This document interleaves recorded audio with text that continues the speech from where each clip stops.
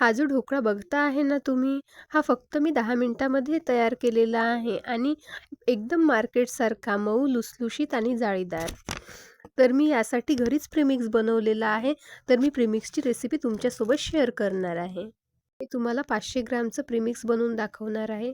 तर यासाठी मी घेतलेला आहे 500 ग्राम बेसन, 20 ग्राम सोडा घेतलेला आहे, 40 ग्राम रवा घेतलेला आहे, मीठ 35 ग्राम घेतलेला आहे, कॉर्नफ्लोअर 40 ग्राम घेतलेला आहे आणि निंबूसट घेतलेला आहे 10 ग्राम आणि साखर 75 ग्राम घेतलेली आहे.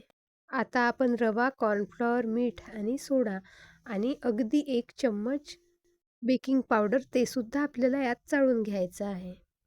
बेकिंग पावडरने ढोकळा आपला मऊ, लुसलुशीत आणि जाळीदार होण्यास मदत होते. तर बघा सगळे जिन्नस मी सगळे चाळून घेतलेले आहेत. साखर आणि लिंबूसट हे मिक्सरला मी बारीक फिरवून घेणार आहे. साखर आणि लिंबूसट मिक्सरला फिरवताना मी पल्स मोडवरतीच फिरवणार आहेत. कारण एकसारखं फिरवल्याने याचं पाणी होऊ शकते.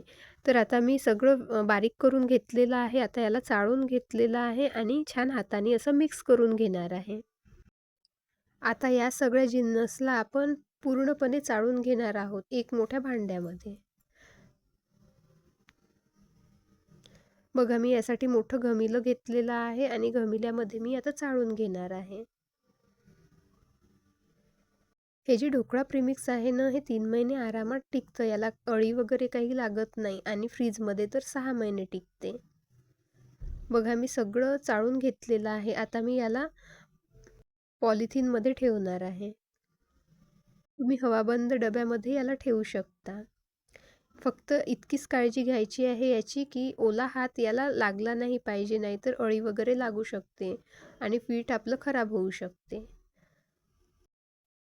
तर चला फायनली आपला ढोकळा प्रीमिक्स बनून तयार झालेला आहे. आता आपण ढोकळा बनवून घेऊया. तर सर्वात आधी मी ढोकळा वाफवण्याची तयारी करत आहे.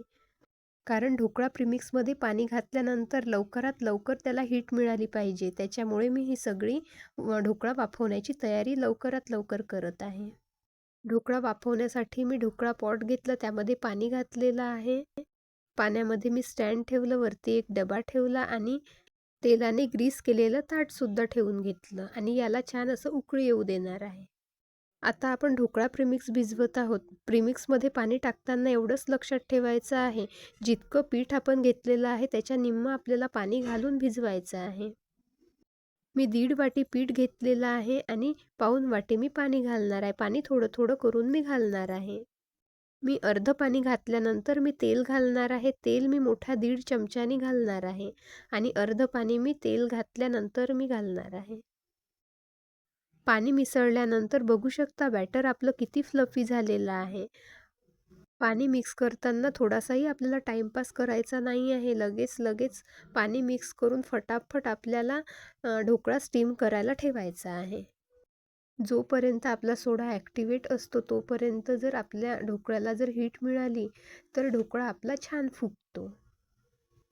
मी ढोकळा स्टीम करायला ठेवलेला आहे. याला 20 मिनिटं फुल गॅसवरतीच राहू देणार आहे आणि बिलकुल झाकण न बघता 20 मिनिटं असाच राहू देणार आहे. बघा ढोकळा आपला स्टीम झालेला आहे.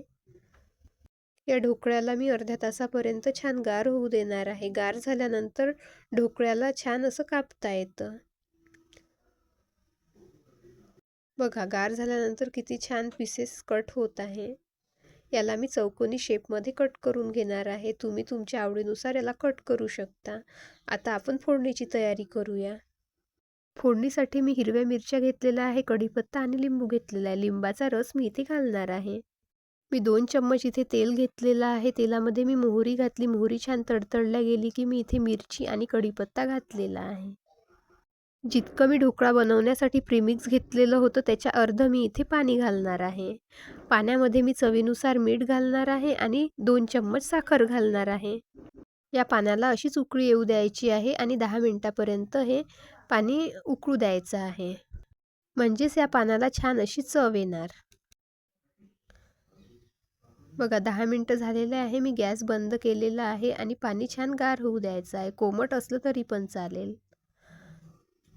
आता यामध्ये मी अर्ध्या लिंबाचा रस घातलेला आहे. लिंबाचा रस घालताना पाणी आपलं गारच हवं आहे.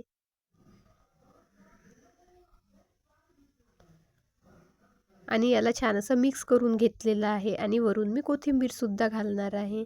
आता हे जे पाणी आहे गार झालेलं आहे. आता मी या पाण्याला ढोकळ्यावरती घालून घेणार आहे. या ढोकळ्यावरती मी पूर्ण फोडणीचं पाणी घातलेलं आहे.